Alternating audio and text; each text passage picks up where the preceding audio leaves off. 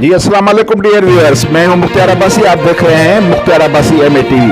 आज हम एक तारीख पर बात करेंगे। बड़ी अहम बात है। आपसे सिर्फ ये गुजारिश है कि आप इस वीडियो को आखिर तक ज़रूर देखें। हम सिर्फ ये कहते हैं कि तारीख जो है वो हाकिमों की हिमायत में लिखी गई है आज तक। वो औरंगज़ेब आलमगीर की तारीख हो, मुग़लों की तारीख हो, पाकिस्तान के हुक्मरानों की तारीख हो, या इराक़ के हुक्मरानों की तारीख हो, हिजाज बिन यूसुफ की तारीख हो, या अरब हुक्मरानों की तारीख हो, या यूरोप के हुक्मरानों की तारीख हो, या अमेरिका, फ्रांस और दुनिया के बहुत सारे जो डिक्टेटर थे उनकी तारीख हो। हमेशा तारीख जो है वो उन हाकिमों की हिमायत में लिखी गई है। इसीलिए ही कहते हैं कि एक तलवार से एक कत्ल होता है, लेकिन कलम के बिकने से सारी कौम का कत्ल होता है और तारीख का कत्ल होता है। तो हम आज जो बात करेंगे वो इस तारीख की बात करेंगे जिस तारीख से नाइंसाफ़ी हुई है और कलम की नोक से इस तारीख का कत्ल हुआ है। सुनाया गया था कि औरंगज़ेब आलमगीर जो है वो मुग़ल बादशाह है, वो ऐसा ऑनेस्ट है, ईमानदार है, वो अपने जो है वो काम करते हैं, पोरियत हैं, वो गरीब हैं, ईमानदार हैं, हकदार हैं। लेकिन आपको पता होना चाहिए कि इक़्तिदार की खातिर उन्होंने अपने बाप के समेत 4-5 भाइयों का कत्ल किया, उन्होंने अपनी बहन का कत्ल किया, उन्होंने अपनी शायरा बेटी को जलते हुए तेल में जो है वो जला के उनका कत्ल किया गया। भाइयों का जो सिर है वो अपने बाप को बेचा इनाम के तौर पर कि ये आपके बेटे हैं। तो ये हमें जो निसाब में पढ़ाया गया है कि मुग़ल औरंगज़ेब बादशाह ऐसा बंदा था, ऐसा था। उनके अच्छे काम तो हमें बताए जा रहे हैं, लेकिन कभी भी उनके जो मज़ालिम हैं वो कभी भी तारीख़ में हमें नहीं बताए गए। इसी तरह से और कई बादशाह हैं। हिजाज बिन यूसुफ के बारे में हमें बताया गया है कि वो बड़ा इस्लाम और की तबलीग करता था, वो ऐसा था। लेकिन आपको मालूम होना चाहिए कि हिजाज बिन यूसुफ जो है वो वाहिद बंदा है। हिजाज बिन यूसुफ वो वाहिद डिक्टेटर था, वो वाहिद जनरल था, वो वाहिद गवर्नर था जिन्होंने काबतला में उस वक्त 10,000 आदमियों का कत्ल किया और खून की काबतला में नदियाँ बही। किसी को जुर्रत नहीं हो रही थी कि वो काबतला में जो है वो कत्ल करें। सारी दुनिया की तारीख में 2 नाम ऐसे आते हैं जिन्होंने काबतला शरीफ में जो है वो कत्लगिरी कराई है। एक तो हिजाज बिन यूसुफ है। हम दलाइल के साथ साबित करेंगे कि उन्होंने कैसे कत्ल किए। आज भी अरबस्तान में आप जाएंगे, आप अरबों से पूछेंगे तो वो हिजाज बिन यूसुफ को नफ़रत की निगाह से देखते हैं। तो हम दलाइल से साबित करेंगे कि हिजाज बिन यूसुफ कितना जालिम था।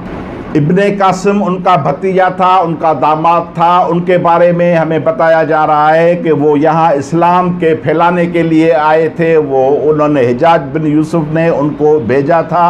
वो यहाँ आके उस वक्त की करोड़ों रुपए की मालियत जो हैं वो सोने जेवरात ले गए और राजादार की बेटियों को अगवा करके ले गए और बहुत सारी कीमती चीज़ें जो हैं वो सिंध में से लेके गए। तो हमें बताया जा रहा है कि तारीख गलत बताई जा रही है, क्योंकि मोहम्मद बिन कासिम के बाद 340 साल तक 340 साल तक यहाँ अरबों की बादशाही थी सिंध पे। तो उस पर वो तारीख गुम है, वो तारीख किसी ने भी नहीं लिखी। तो इसीलिए राजादार को जालिम दिखाया गया और मोहम्मद बिन कासिम को फातेह दिखाया गया और हिजाज बिन यूसुफ को बड़ा अच्छा जनरल दिखाया गया। चचनामा खुद अरब हुक्मरानों के दौर में चचनामा लिखा गया, और वो जो था वो खुद अरब लेखक था, अरब लिखारी था। उन्होंने लिखा, उन्होंने अरब हाकिमों की हिमायत में चचनामा लिखा। चचनामा की काफ़ी सारी बातों से हमें मालूमात होती हैं, लेकिन वो भी चचनामा जो था वो हाकिमों की, उस वक्त के हाकिमों की तारीफ में लिखा गया। तो ये राजा दार को पता नहीं उसको क्या क्या उन्होंने लिखा कि अपनी बहन से उन्होंने शादी की, ये की। तो ये तारीख जो है, ये जब भी लिखारी बैठता है तो ये सारी दुनिया में कम लिखारी हैं, कम अदीब हैं, कम दानिश्वर होते हैं जो हक और सच की ज़बां कहते हैं। वरना आपको हर दौर में हर डिक्टेटर के हिमायती लिखारी मिलेंगे। आपको जनरल ज़िया के दौर में भी अज़हर लोधी जैसे एंकर और अज़हर लोधी जैसे न्यूज़ कास्टर मिलते होंगे, और बहुत सारे जो हैं मुजीब रहमान शामी, फलाना टीर अहमद, ये सारे लिखारी आपको मिलेंगे। उस वक्त के हाकिमों के टाउट अदीब आपको मिलेंगे। हमारा कहना सिर्फ इतना है कि हर चीज़ का दो तरफ होता है, उनकी दो साइड्स होती हैं। तो तारीख़ के भी जो हैं वो दो साइड्स होते हैं। एक हाकिमों की तारीफ़ में लिखी जाती है, दूसरी जो है वो आवाम के जो है वो तर्जमानी करती है। तो हमें हकीकत पसंद होना चाहिए। और दूसरी बात जो आज हम आपसे शेयर करेंगे, वो शेयर ये करेंगे कि जो नेशनल हीरो बनते हैं वो मज़हब की बुनियाद पर हीरो नहीं बनते, वो धरती की हिफाजत पर हीरो बनते हैं। चाहे वो सिंध में हो, चाहे पंजाब हो, चाहे केपी हो, चाहे बलूचिस्तान हो, या दुनिया के बहुत सारे दूसरे ममालिक हैं हो। तो वहाँ जो है हीरो जो बनते हैं वो अपनी धरती की हिफाजत जो करता है वो ही हीरो बनता है। जो मिसलन आपने देखा होगा कि अंग्रेज़ों के दौर में रूपलो कोली था, वो अंग्रेज़ों से लड़ा और लड़ कर जो है वो शहीद हो गया। तो क्या वो मुसलमान नहीं था? तो हम क्या उनको अपना हीरो तस्लीम नहीं करेंगे? बिल्कुल करेंगे, क्योंकि वो अपनी धरती की खातिर लड़ा। हेमू कालानी था, हेमू कालानी मुसलमान नहीं था, वो हिंदू था। तो वो अंग्रेज़ों के ख़िलाफ़ उन्होंने रेल पटरी उखाड़ने की कोशिश की, तो फिर उनको फांसी दी गई 17 साल की उम्र में।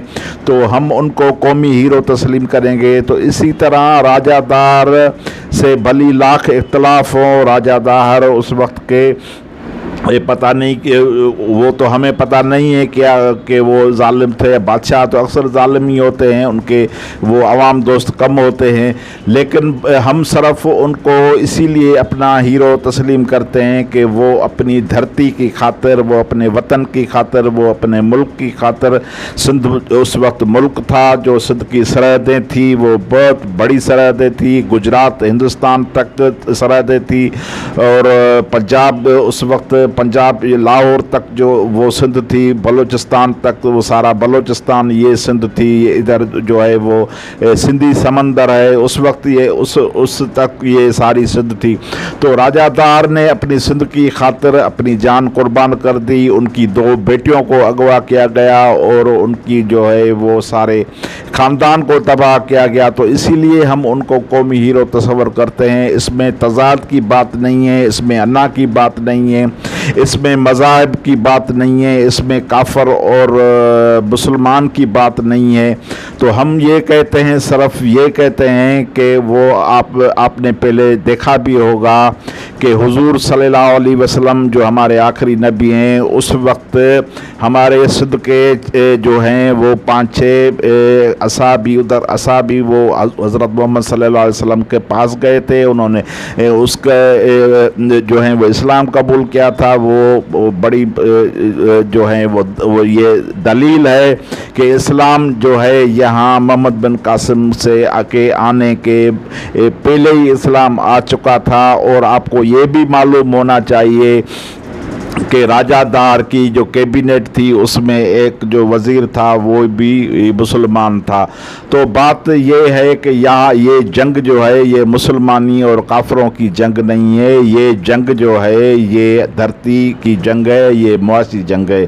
तो अभी बात ये है कि बीबीसी में एक डॉक्यूमेंट्री हुई है कि वो पंजाब हुकूमत ने सरकारी तौर पर रंजीत सिंह का मुजस्समा नस्ब किया है लाहौर में। तो हम कहते हैं कि इसी तरह जो राजादार का मुजस्समा है वो भी सरकारी तौर पर सिंध में और सिंध की कई जगह पे नस्ब किया जाए, तक हम दुनिया को बता सकें कि ये राजादार था, ये धरती का रखवाला था। मेहरबानी आपकी, थैंक यू।